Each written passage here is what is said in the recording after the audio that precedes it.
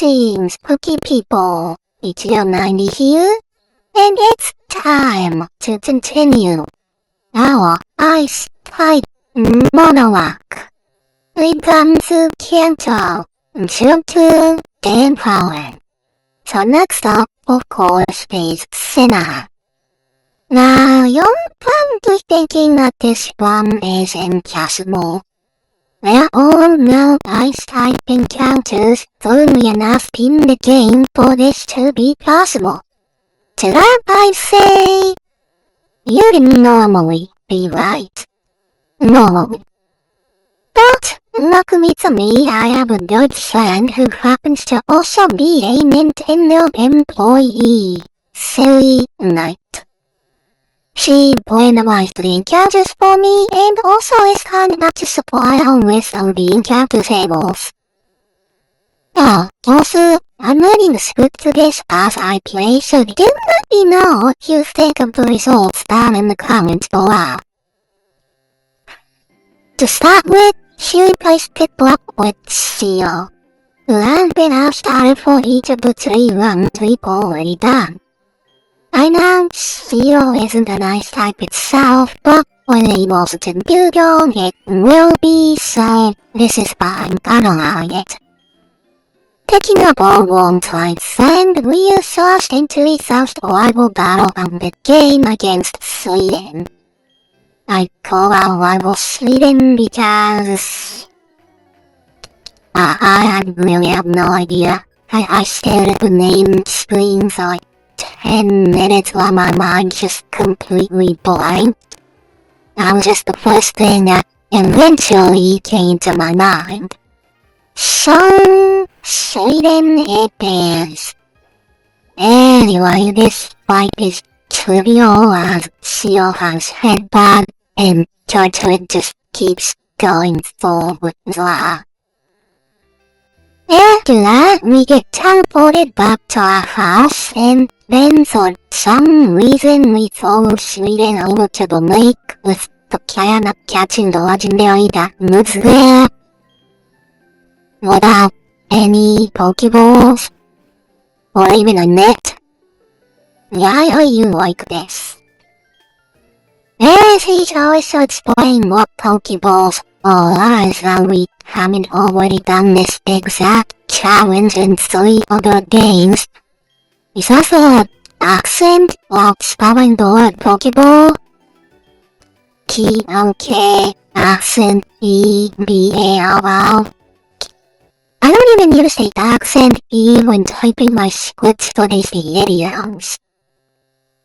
Oh, whatever, we can finally get to Rowan's lab and give our sweet Seal a nickname. Welcome to the team officially, Toshiro. Lucas handed us a tour of Sandgem, followed by the task of flying all the way back to Twin Leaf just to say hi to our mom. And while we're there, hello, Sweden's mom. Sure, I guess I'll take his package to him. When we finally get back to Sandgem, Lucas gives us a caption tutorial, and finally we get Pokeballs, meaning the Nuzlocke has finally officially started. Before anything else, it's time to stop picking up encounters. So we head back to 201, since according to Silly Knight's notes, there's a cloister over there. I know that stones are technically received on the 201, but come on, they're a stone. I'm not counting those as the encounter for this area. And I've gone around there for a while, not finding them at all. So I give up and run to Route 202 where I do find our second team member, an Articuno. Which, because I'm just so awesome, I can't spend one ball. I said in one ball. Oh, come on. Thank you. Like I said, one ball. Some people don't usually know the Nuzlocke and I guess it ain't too easy. But this isn't their Nuzlocke. It's mine. And if you've been watching me for any amount of time, you'll know that I can be incredibly stupid. The fact that my ice-type Nuzlocke had a grand total of 0 deaths so far is a miracle. So, welcome to the team, as death. I plan on making as deadly speedy special sleeper by the end of this game, so I go back to 201 for some training. And I found the crystal I was looking for earlier. This is the daytime morning encounter. It was after 6 and I did the earlier show again around 11 in the morning when I finally found it. Regardless, we had a Nukia to the team, and after some training, make it to Nuzlocke. And we meet the worst detective ever, complete the obligatory castle delivery, and tackle some crimes. And we'll be always all of that with Overwatch, which I forget to pick up immediately. Instead, I went out to Route 203 for getting that there's a normal bar. Unfortunately, we got paged back up sort of level 4 and you under the story at level 7. Alright, switch over to Toshiro. He mostly goes for Growl, which is a bit annoying as our only attacking move is Headbutt. We get to level 9 for beating them, and then Sweden sends in Tiltwig. So then we switch over to Rikia, who takes out Tiltwig with an Aurora Beam. That could have gone really badly, but fortunately it didn't. After some further training, we make it to Orbod City, only for the gym leader to not be there. So it's down to the Orbod Mines. I yearn for them. Anyway, we get Lord to go back to his gym and do his job, and on the way back we get a nice surprise in the form of Nuzlocke, which just happens to be female. This is awesome because it means we'll have a fast ass eventually. Welcome to the team, Nuzlocke. And now it's time, finally, for the first gym. We put Lukia and Lord leads with Geodude, who gets obliterated by Aurora Beam. Also, side note, I tried to adjust the volume on my computer here, but the volume down button is not as one of the clipboard buttons, so I ended up having to do that manually. Lukia's Aurora Beam then explodes BRX, but then Clanados comes in. Clanados is in the ground type, so Aurora Beam won't be super effective. So I switch to Toshiro, who takes a mirror. I click on Encounter, but Clanados outspeeds? What? Well, he goes for real again, so I go unpunished. And now that Clanados is locked into rear, Toshiro plows him down to -6 attack. Then Toshiro goes a couple icy winds to slow him down, and then I go back to Lukia as Lord uses a potion. Aurora Beam doesn't outgo and Headbutt does 2 damage, and next time Aurora Beam that's supposed to be coolbound. I go up to Route 207 to see what's available, and the only ice type on the map is Sasalas, which we can't get because we already have a Slowruns on our team. Still, it's nice to see what Nuzlocke will eventually become. On the way back to Nuzlocke, we do run into an outdoor encounter in Orbod Gate, a pill sign. I was really hoping to not see this, since I would be able to find a memo showing later, but I actually enjoy it. That's just the moon reminder all the way in Pastoria. welcome to the team, Buster. Once we catch Buster up to the rest of the team, we start making our way to Ritana. And get dragged into a conflict with a couple of brutal wine dramas on tablet for some reason.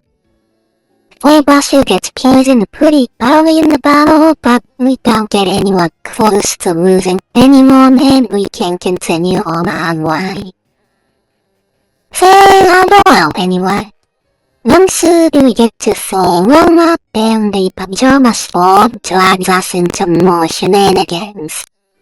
So we level up to 16 to at Martyrs HQ Robbery, and we have a very solid plan. And it's thought you Buster setting up spell blocks.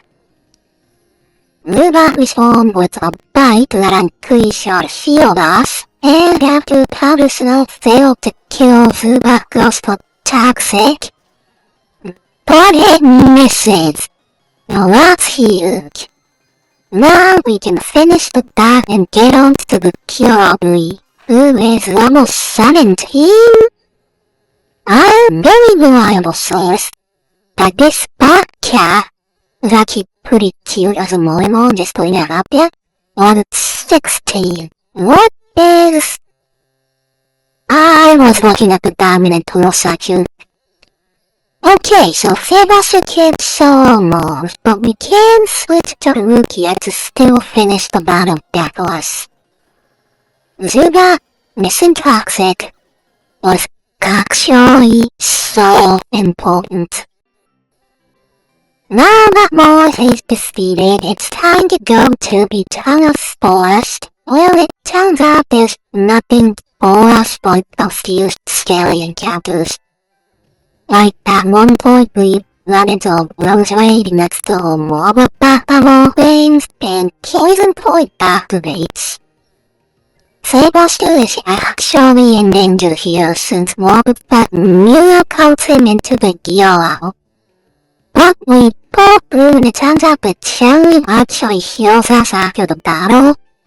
Crisis avoided, but that was way too close. When we enter Etana City, we are immediately ambushed by Sweden, who shows us a random statue that I think depicts a Pikachu, but it really could be anything.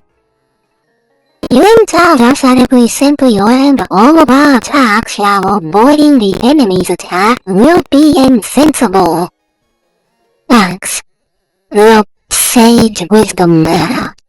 Like Whoopi Goico's advice. Also, last time I checked, I wasn't a half Viltamite. Whatever, I have been facing you, like talk to this random blonde lady asking me if I'd seen the statue in the city as I am walking away from the statue in the city. Couple of geniuses we have in this game. Well, we can begin preparations for the second gym now, which include encountering an Abomasel on Route 205 that we named Showtime. That gives us 2 core resists to Gardenia's glass types, and we're going to need both of them. Into the gym we go, and what the gym trainer says the funniest thing. She told us that she's not going to let us win easily before sending out a trio of the goo. April Fool's Day is over, Romalie Jenna. You can be serious now. Gardenia time, and she leads off with top toy boys and up as this. I had plans for this to just sleep you, but Touchwood survives and then just sets up all this shit. Stupid jolly nature. It's fine though, since Powder Snow is a special move and I find it just doesn't affect it. Tomb is up next and also survived for Powder Snow, this time on just under half, and then it's a super beat seed. That means on the next time it survives a second Powder Snow and gets off a safeguard. No freeze for us, I guess. Gardenia heals human dice or each use a few more times before chance finally goes down, and instead on slightly less than half of the big black comes in rolls away. Taurus knocks it into citrus berry range, but then it hits us a stone spore. Each shade is annoying enough, but with stone spore we need to switch up. So we go to shelter on a surprisingly strong glass mat. I told you need both of our core resist. Shelter gets hit with stone spore because glass ties aren't immune to powder moves yet and begins firing off icy wind. And a couple turns later, we now have the forest badge. So far so good, but up next is Big Galactic Building. Just outside of it, we pick up the BTM. This could be helpful, we'll see. In the meantime, inside the building, the great international detective reveals in front of everyone that he's a detective in disguise. He even takes it all to show everyone, including the receptionist who's literally right there. Anyway, Commander Jupiter's Zubat goes down for a problem, but then Stunted can immediately use a quick night slash to burn Saybuster below her. Lugia has the highest defense, so we go to her. However, Lugia thinks it's not high enough to finish the job. She does get Stunted well enough that Shoto can come in to land the final ball with a raisin leaf. So now that the new ankle stereo shape, that random born lady from before, splashes and aired into our party. Thanks. What exactly am I supposed to do with this? Well, we run around for a while and eventually the egg hatches into Nuzlocke. Which, if you couldn't tell, is not an ice type. So, into the box it gets. Well, there's no other encounters between us and Hawthorne, so let's just go straight in there. Before we can challenge the gym leader though, we have to talk to her at the contest here, and... What? What are you doing here? Why would you not tell your child about this? There's literally nothing wrong with this. It's just contests. What is the purpose of hiding it? At any rate, it's finally time to take on Fantina. And that takes out the skull of a couple pounds, eating a real risk in the process. Shelter takes less than half, but gets frozen. Another powder is holding in the blood, and predicting that Fantina will heal ice over with a shelter.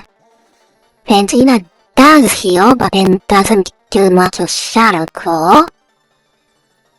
An icy window is holding just a saber because of course it would. Pale still takes a half off. But that brings in Miss Nagius, who is much stronger. Luckily, Shoto walks in and lands a blast whistle, and a couple turns later, Shoto can pinch the bomb with a priority ice shard. Not bad, but acquired.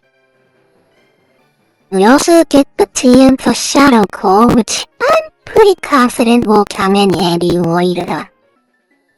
There's not much of a break though, as on the way to the next work we encounter Sweden. Its lead story just narrowly survives a powder snow because of course it does and sets up a double team.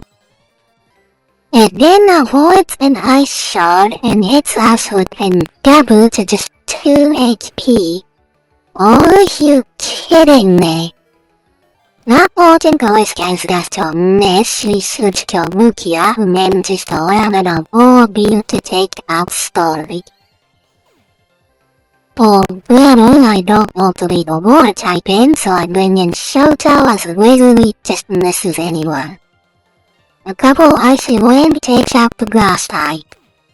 Against Ponytail we said back to Lugia, but he get banged a couple times later and get brought down to 6 HP. While the bad horse is sitting just around here. So we go to Toshiro, who sets up an Harcore lane to cancel out the hail tube, and finish Tomito off with a few rounds of headbutt. Toshiro and Weasel trade hits for several times, but Toshiro gets hit in the wall. I didn't notice at the time that he was using Pursuit, so switching here was kind of stupid, but I'm punished as he used a quick attack on Switch. And then succumbs to hail damage. Sometimes it's just better to be lucky than it is to be good. On the 209 there's a couple encounters I couldn't get. I'm really hoping for what was here, but it ends up being download. Now have fun in the box, RPG. These celestial moons don't give us anything but the 210 that's us Miyuki Bowler. It overlaps heavily with the new game we'll be getting in the near future, but having bulky water type options is never a bad thing. The next stop is the Gale Strong, and this place has a bunch of powers for the team. Our first stop is the department store where we pick up the TM from Blizzard. An excellent move that pairs quite nicely with Shoto's snowballing ability. It also has the game corner where we can pick up a bunch of potentially helpful TMs and items. Body also has the toughest totally yet, the gym leader melee. And I don't exactly have a sword duel so I'm just kinda waiting. Against her lead Meditate, Eileen was Rukia to set up Spice, and she actually manages to set up Boyers, but gets hit to 15 HP in the process. Time to switch. Brilliant Shoto sets up a hail and he manages to land a glacier so nice. And gives me a safe switch to full buster for some spell blocks. That's all the hazard action I can get at the moment, so over to Ezra to finish off the onion mom for the guest. But then comes in Lucaria. Doesn't take as much as 3 pairs of spikes and stealth rock as I would have hoped. Well, there's nothing to do but go for it, so as fires off an ice beam, one of the items available at the game corner. But Lucaria outspeeds. Medical takes us to just above half, and ice beam hits down to just below and fails to get the freeze. Another ice beam leaves base death on just 14 HP, but Lucario also survives. This is really bad. He's simplified to look almost all my Pokemon. The only one that's not weak is Toshiro, so I killed him and he misses a Harcore on the Switch. That means it was actually safe to stay in that zone, but oh well. You know what they say about hindsight. After Hail Cube, Toshiro fired off an Aqua Jet for the KO on Aileen's scariest Pokemon. After that, it's a much easier process to headbutt an Aqua Jet, not choke into submission, and ask the combo match. That's right, definitely had a couple scary moments that got way closer than I'd like. But we're still backless and that's what matters. immediately fall the gym as they double battle with Lucas, and this is a perfect opportunity to debut what Shouto can do with Blizzard. He just one-shots all 4 of their Pokemon to destroy damage. Then looking at us by a lot. One of the ways in which things are looking up is that we can finally, 4 badges in, get to Pastoria. But first, we pass through this bizarre location that looks like it should be a town, but is apparently just a resort that travels down Lakeside in Route 213. I don't really understand the reasoning behind this choice. Like, if it's not a town, just a resort, then call it like Diamond Resort or something. And maybe run into a world channel 213, but Bottom Falls got changed type into open next June, so instead I'd counter you as a Weaver.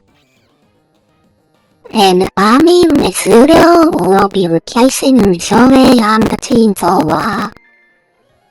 And now that we're in Pastoria, we can teach Bulbasaur ancient power, allowing him to finally evolve into Mammoth Slime. Thanks to the level cap, Toshio also evolves, finally officially becoming an Ice type. But before we can set foot in the gym, Sweden charges at us. He doesn't crash into us this time, but he does still challenge us to a battle. As the review goes down to Shoto Blizzard and against Ponytail Research Go Rukia to set up 3 oils of strikes.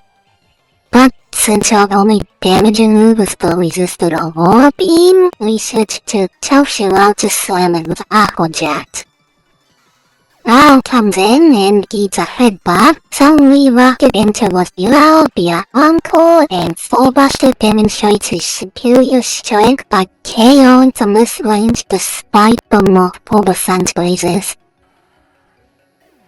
That states his boys out.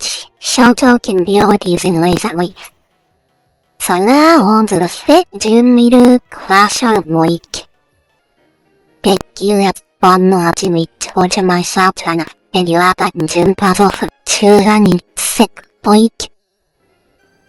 Shoto and the Blast whistle to put Gyarados to sleep right off the bat, allowing Buster to come in and set up Stealth Rocks. However, he wakes up to slam Rukia with a waterfall as she starts saying it spikes. But since he just has physical wounds, Rukia still able to set up all 3 areas. She also manages to hit Gyarados well into the red before we have to switch over to Shoto, who eats a twister on the switch. Hail damage puts Gyarados into healing range, which is fine. I'd rather he use it here than on the absolute monster he has waiting in the back. A few turns later, Shoto manages to take out the Gyarados. Quasar comes in to say hi, but that's not what I'm scared of. Not even close. That would be the Fossil. I said out loud as I was playing that I don't want to lose Shoto to a quick crunch or something, and when you know it, that's exactly what Toshiro switches in on. Alright then, let's see what Bezbeth is able to do here. She eats a crunch relatively well, and as she goes into the stifle fly, hail damage chips Totsu into citrus berry range. The next time, Fly leaves Totsu in the red, and Wake has another Hyper Potion. Of course he does. And I had gone for Ice Shard hoping that would be enough to end it. We can take another non-critical crunch and do massive damage of 4, but Esbeth is not finishing this bubble well. We can switch to Fullbuster, who's reasonably tanky on the physical side, but do I think he can handle a water move from this find? The answer is no, so what's going to happen is now who gets really crippled by blind. I checked the base speeds on Pokemon BB and turned out Pulsar is naturally faster than Weavile, and I am viewing this one as a project. So, over to Lugia to get it, and Hellbound gets us the Thunderhawk. Not the cleanest victory, but the win is a win, and everyone made it out alright. So, since Blake just demonstrated how valuable residual damage is going to be in this one, I immediately teach Lugia Toxic Spikes instead of regular spikes. A decision that I'm positive I will not come to regret. Sweden, what are you doing? You are not the side. There is a Sword Bandit tab. And as soon as the pajama-king weirdo runs away, the random blonde lady comes in to ask us to deliver some medicine to a bunch of side-acts. And as soon as we get to them, we should show up the blonde lady who thanks us by asking us to deliver a necklace to her own grandmother. This woman is completely useless, isn't she? Well, now we're on to the area that you normally need B-sides for, but since we have Shoto, the ordinary only exists in the overworld. By putting Shoto on the lead of our party as soon as a battle starts, the body changes and fall to hell, so I'm not gonna waste a moonsault on default. And so as the town we do the old charm, and as thanks, Storm Lady's Grandma shows us a modern pod piece. Let's see, what meaning can we draw from this? Let's see. The queen flew on the wings of Enkyo. She had a VCR but wanted a DVD, and the gods sent Munchkins to hypnotize her water skis. So she took her peanut butter sandwich for a walk. The end.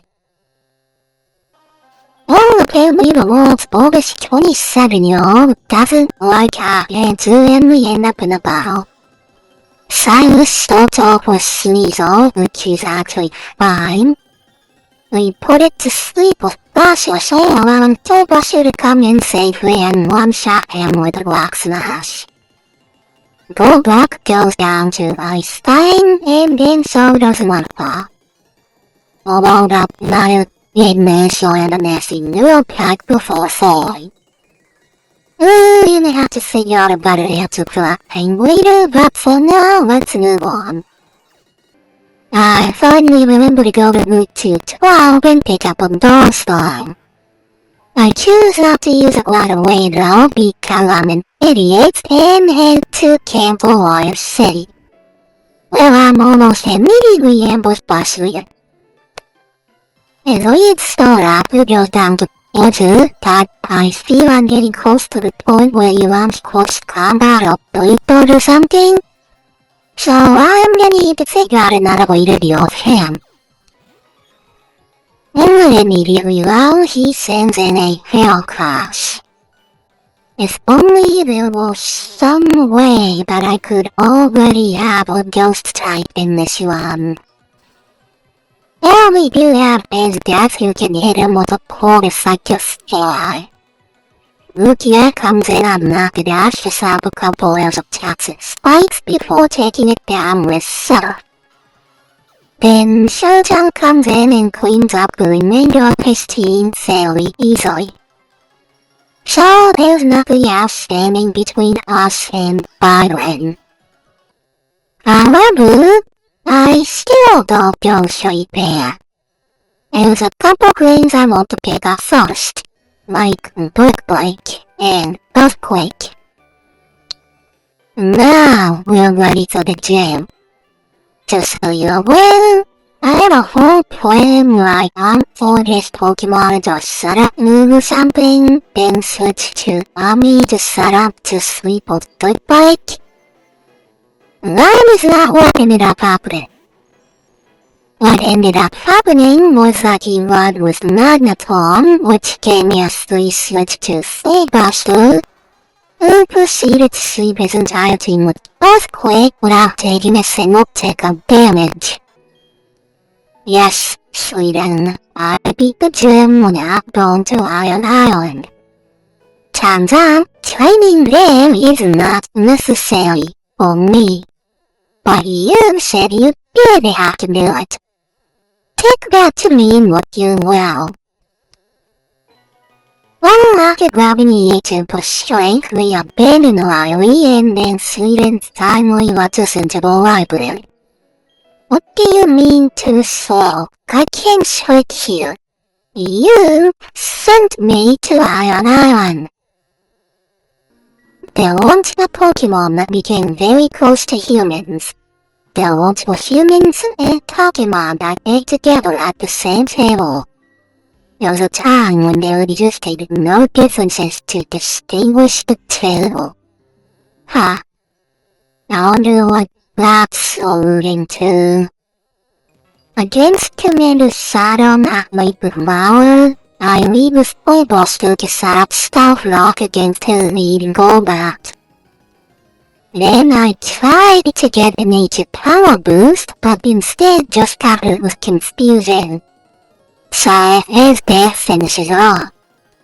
After that, Shoto, Ami, and his guys can team up to finish the Bonzo and Toxicroop with significantly less difficulty. Having learned my lesson from what just happened, I just used Ice Bind to finish off Commander Mose's Golbat before it could solve any confusion shenanigans. Then I switched to Ami Mizuno to use Night Slash against Bonzo, but instead she used it herself twice. What in the world? Now I send in Shoto to eat the inevitable gyrables and stop bossing pieces, which ends up being a 3-hit KO. That leaves just her pure ugly, which I am kinda scared of. I had claimed about Ami Mizuno, outwardly Surge Dance boosted Book Break, but we're gonna have to improvise a bit. Pure Ugly does quite a bit with Stakeout, but then misses a Hypnosis while Shoto lands a Gas Whistle on the Leo. With that, we can switch to Ami and land a Book Break, which ends up being enough even without the boost. I'm down myself a Hellchip mode. I've done 0 calcs. Regardless, it's time to head up to Snow Point and challenge Candice. On the way, I pick up the Nevermelt Ice, which showed Popeye's got lost like that terrible jolly nature. I'm still mad about that. And look what, guys, if you're enjoying this video, then leave a like on it. It's free and it really helps me out a whole lot. Also, I'm always working on the next one, so maybe subscribe and leave an application now so you don't miss it as soon as it goes.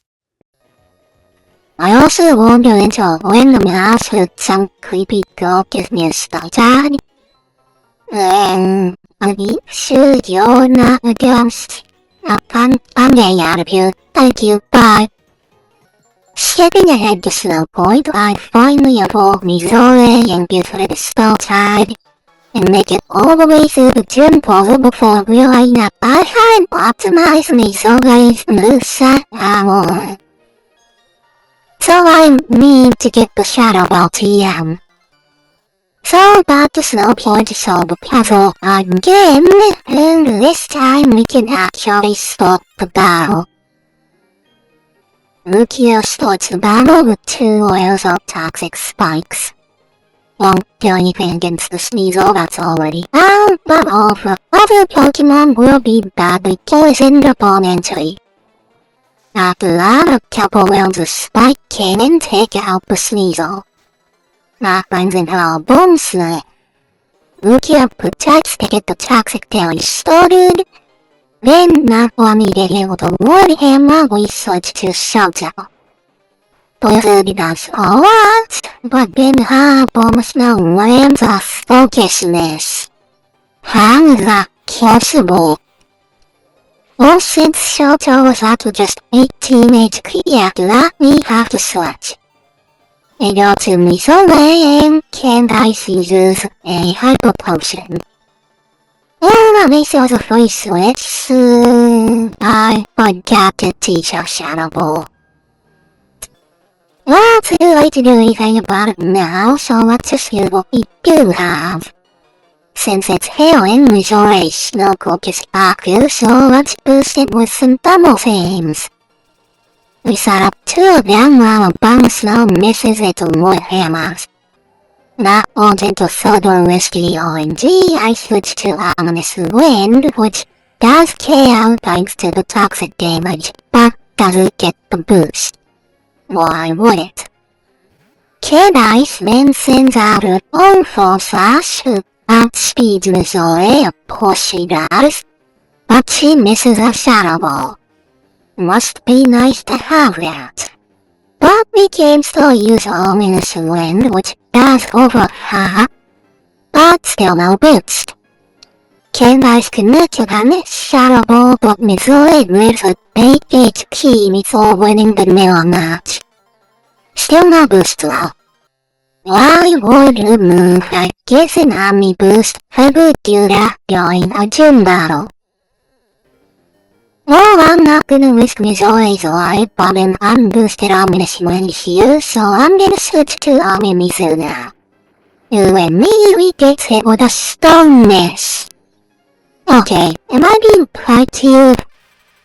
Alright, Buster, you handle this. That was absolutely insane, but we have the 7th badge now.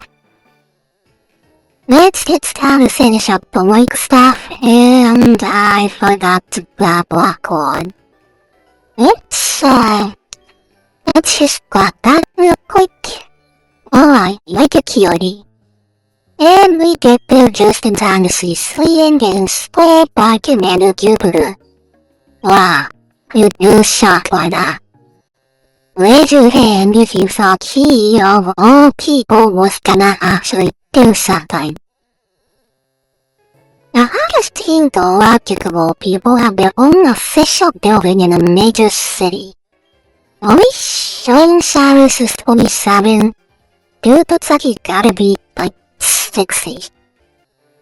Apparently he heard that comment and doesn't like it, so now we have to fight. Buster does his thing, setting up Snowfall before taking out Sneasel with an earthquake. That causes Cyrus to send in Kraber, which causes us to send in Isbeth on a missed Seeker Sonic. About time we avoid confusion. That means she can finish Kraber with a single Nevermore Ice boosted Ice Beam. Then she did the same thing to Honchkra. Cyrus rewards us for beating him with a Master Ball for some reason, and runs off the spear pillar on that coordinate. So to kill him, we need to have access to Self, Rock Smash, Strength, and Rock Climb. I don't want to teach Rock Smash to anyone until shows more of physical attack will be special, and Lucas Spikes won't be much help against Cyrus and his blind types. Luckily, I do have a solution. Bringing Miyuki out of the box. Upon reaching Spear Pillar, I messed up a bit. I remembered that there was a double battle against Mars and Jupiter here, but I forgot that Slian joined in somehow. With all Pokemon content I consume. How did that happen?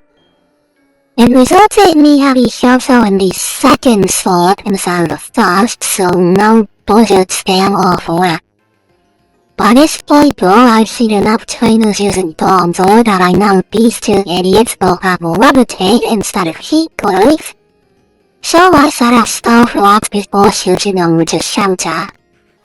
That sets up fail, but it gives them time to set up the more screens, which is kind of annoying. Shots of beautiful couple boys lives neither of which toys before Jamubo finds us well. Luis watched Miyuki start spamming stuff. Eventually, one of the bombs goes down, banging in a door. With one of the bombs down, I click on ice ball. The ice ball basically ice type around. It starts off very weak, but it doubles in strength every time for 5 times, until it keeps landing. Amikoto would once up with the accuracy, and a few times Miyuki's ice ball ends the battle. Cyrus summons the gods of time and space, and then Guillotina crushes the party. Young lady apologizes for showing up late, but she exceeded my expectations. I wasn't expecting her to show up at all. Like, seriously, she could have ended up at my child trying to find this place and I would not be surprised. The distortion room. Such an annoying place to be.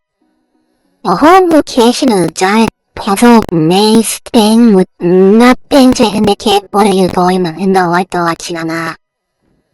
It's kinda cool in concept, I admit, but having a calcium or ugly vibe or something to make going a long way not be a complete waste of time would be nice. In the Cyrus battle, Fullbuster does Fullbuster things by signing up Star Fox and then destroying Hounded. We really don't have a great answer for Gyarados though, so I bring in Toshiro hoping to take a few hits with Orin popping out, but that earthquake did way too much. So does this. After avoiding an earthquake, a fly takes out Gyarados. Quick probably out that, not gonna lie. Ponticle survives in 1 ancient power, but then goes down to a second. Then Weavile survives in ancient power. 3 ancient powers, no Omni boost. Is the Omni boost a myth? Is it not a real thing that can actually happen? Or whatever, Miyuki comes in and finishes off Weavile with a Theological Slash. One of which got a defense drop. Cyrus finds in his Clover, but the only Pokemon not on the verge of death or Shoto is weak to flying, and Mitsuno is not particularly bulky. Research over to Ami, who keeps an air slash relatively well, thinks it has a plus portion that likely did not quit, before landing on Night Slash that did quit for the KO. That was a nerve-wracking battle with Ami coming in clutch at the end. Look at the condition of our team. The esteemed among you will notice 2 things. 1, Giratina is not randomized. For some reason, randomizers just don't work on this time. But more importantly, 2, it's not a nice type. So we freeze it to death and then get out of the distortion rule. Single springs the bomb bleeds, although she should go talk to Rowan, cause he's really the boss. Just wow. That was worth it. Totally. I guess we just still take our frustration on Bokna. We lost our Nemo Swine in this gym last time we did a Nuzlocke this game, but not this time. This time, I'm aware that there are steel types with steel type moves, meaning we got to folklore without any casualties. Bokna leads off with a Jolteon who immediately dies to a critical hit Night Slash from Mitsuno. Then he sends out Raichu. I also suitcase and he fires off a focus blast. Fortunately, I go unpunished since it misses. That was terrifying. Why does he have that? Incapable Raichu focus blast? Thankfully, Ami Mizuno outspeeds and a +2 Night Slash finishes the threat. But static causes. That's annoying. Speed is wonderful without dash assets. Being paralyzed means luxury at speeds and gets off of fire fine. Ami Mizuno survives, but 4 and 2s. Oh no. So we quickly swap to full buster. Does not take fire fine nearly as well as I thought he would. Now over to Toshiro, who eats it up like this lunch and dinner, but now what? We're not exactly threatening huge damage here. Well, maybe if we block him into it, he went on Thunder Fang and he missed. So now he's encore into Thunder Fang, meaning we can switch back over to Full Buster, who outspeeds and encores with Earthquake. We could have just done that from the start. You know, I always underestimate how fast Memo Slime actually is. Anyway, Goku's last remaining Pokemon is a Electivire, whose style actually is Full Buster with 4 HP before dying out of Earthquake. That's the beacon that required. Time for the Elite Four. Sweden, I'm trying to celebrate an accomplishment without you. Go. Why are you interrupting it? Nothing we're talking about happens in Victory World, so let's skip ahead to the final battle against Sweden. Historic has close combat now, but it's not enough to stop Lugia from setting up double toxic spikes. And then goes for close combat, I switch to Nuzlocke. On a steel win. Okay then. It's over to Asgatham and Heroes, and then bye-bye Stora through the ice game. When Lapidus comes out, we go to Toshiro, who got more full now, so even though we didn't bond on switching via Will-O-Wisp, we're able to take up the Fire Horse after a few times. Back to Asgard against Harcore, and White finishes it in one hit. But now he sends in Sculpture, triggering a flashback to Wake's monster. We switch to Showdown, we take big damage from Dark Blade, but then they always chase it out. That brings in Snorlax, who has immunity. Why? Why does it have immunity inside of fix that? This feels like a choice I've made to inconvenience me specifically. We can switch to Full Buster, who somewhat takes a body slam moderately well. Earthquake doesn't kill, but it does do well over half, and body slam fails to paralyze, so another Earthquake finishes the job. Against his Torterra, I would be allowed to switch out to someone else, but our team isn't working particularly great right now. So I end up clicking Ice Fang and I outspeed and Slowco. It's bad and plot effective, so it was probably the best move anyway, but whatever, time for the Elite Four. Just up is big Amon, and his lead Yannaga goes down to ancient power from his death. Then he sends out Caesar, potentially a big problem for us, if he solves out for being frozen. But since he doesn't have a missing can fully set up a sand dance, and then proceed to destroy the season with Blake. Harcore resists light slash, but Zero's +6 attack and wearing a cool pair of black glasses, so we still outcome. That same move then explodes Quinn, and then Blake ends up being a 2-KO against Drake Young. But it can't one-shot us either, so it's fine. Second for the Elite Four is Balta, and we actually match up extremely well against her team. She beats with Hoist Cash, so Showtime can blow some leaves at it and finish that thing off in 1 minute. Against Bullscore, we check. We click Blizzard, then go unpunished as Fire Fang misses.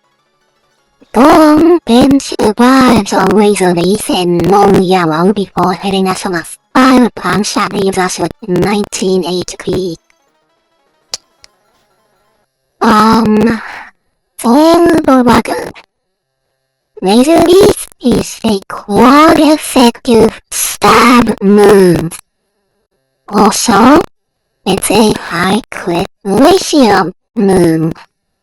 And Showtime is holding the Razor Claw, which boosts the holder's critical hit ratio. Now, after hail damage was also Sorcios here, so we have a free switch to Toshiro. Toshiro uncores Golem into Fire Catch, which does nothing thanks to Thick Cut. And after setting up an Apple Rain, takes up Golem with a Water Fall. He then centers Hyperia with the next waterfall, getting us a 3-2 kill, but then Hippodon comes in and clears out my failing favorite sand. We just keep spamming waterfall and the critical hit makes it yet another 2-KO.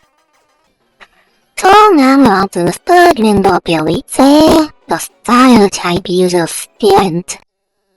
On paper, this matchup seems extremely bad for us. But what you fail to realize is that that's because it actually is. It isn't very scary. We've faced 3 other fire specialists, or well, 2 others, but we face Africans Blaine twice. But none/neither of them were Elite Four members. Also, we have a blacklist of those. But we don't have that now. I could have bought more rain, but I ended up deciding to play Missouri instead because Ghost seemed like a useful critic. Anyway, in that story, we leave Shoto to set up Hail, and then immediately switch to Toshiro. So now that we know he's not going to fire move, we switch to Stay Buster, and then go to Sunny Day. Well, that's a bit of a problem, but there's nothing I can do about it, so Earthquake. Samuel, Earthquake. Rapidash, outspeeds for sure, and probably also, so back to Toshiro. And something weird happened here. I scrolled back and forth through the footage, and it doesn't show him getting bombed. Apparently, something weird happened with the recording, and I didn't notice until I got to this point in writing the script.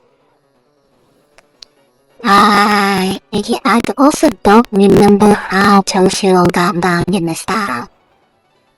But regardless, it's one with predicted flare blitz and big Rapidash to give some doubts, allowing Sables to come back in.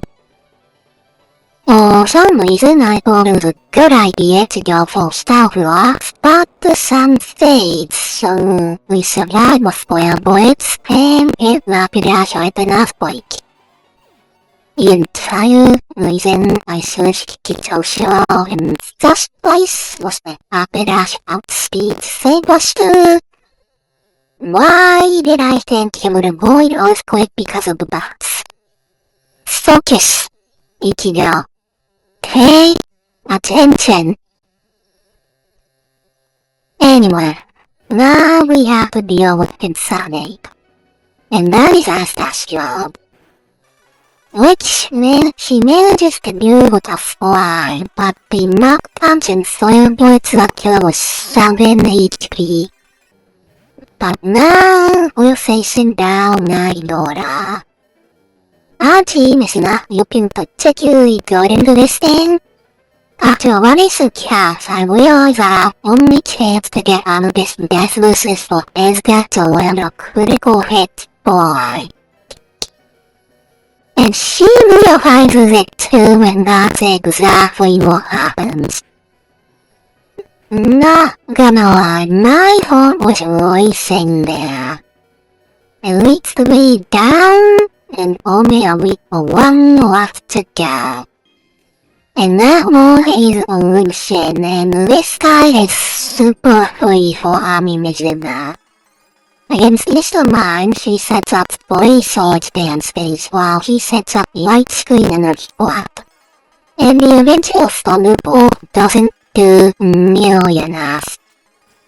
Then all I have to do is stand Night Slash.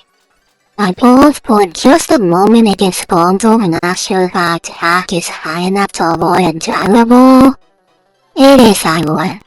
It was this even with her Shaka, Ami Mizuno can kill 2 bombs on and seriously wound a third. And of course Akaze and Estion don't stand a chance.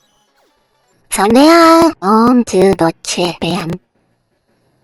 Oh, lady, what are you doing here? You can't even throw one necklace to your own boy anymore. You think I'm gonna buy that you're a champion? A choice spikes boosted buzzer can shout out doesn't wow all the hearts of skill too. And with tail damage putting it into healing range, I get a free switch to full buster to side stealth arc. Not just as a chunk, but full buster wins a quick earthquake to finish skill 2. Full buster then somehow outspeeds the core, I genuinely have no idea how that happens. But the earthquake isn't uncool, so I'm not gonna question it. But then my luck comes in. And I don't believe Full Buster can conquer it or survive surf, so I go to Sheltoad and hit a few Laser Beef. Laser Beef is physical, so choice spikes is doing nothing, but it's still doing a bop. Also, quick night KO. Basically got one. After a few songs though, Cynthia switches over to Rosary. Does she know I'm spikes and can't such moves, or does she just realize I'm spamming the Laser and going for the resist? Either way, we have to switch as gas to hit him at a nice speed. After that target kiss, which gives me a chance to fish for ancient power omnibus. And I get down to 6 HP without a single run. So I go for Ice Beam and just take it out. I think ancient power having the chance to boost all the user stats is on it. It does not actually do that. Anyway, Nuzlocke finds a Dragon Lash and then launches up user to end Glabshop's entire career. Which brings up the Bible that she went to previously.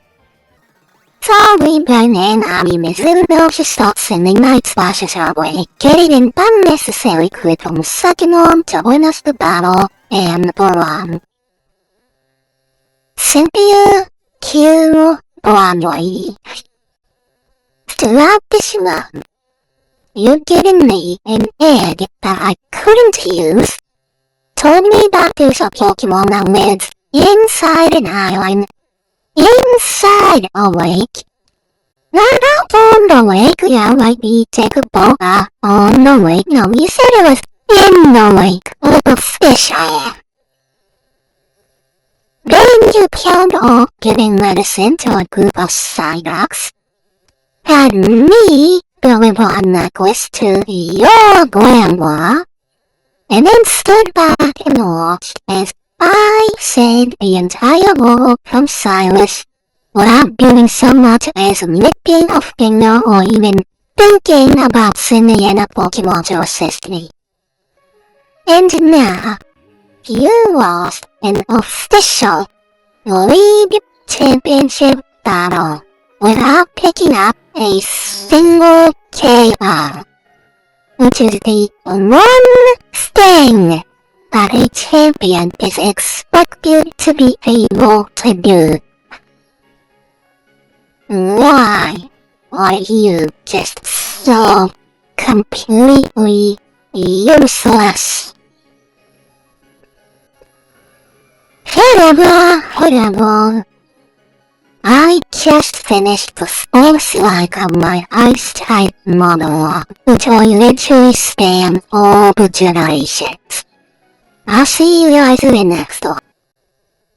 So like this video, subscribe to my channel, hit the notification bell so you don't miss any of my uploads.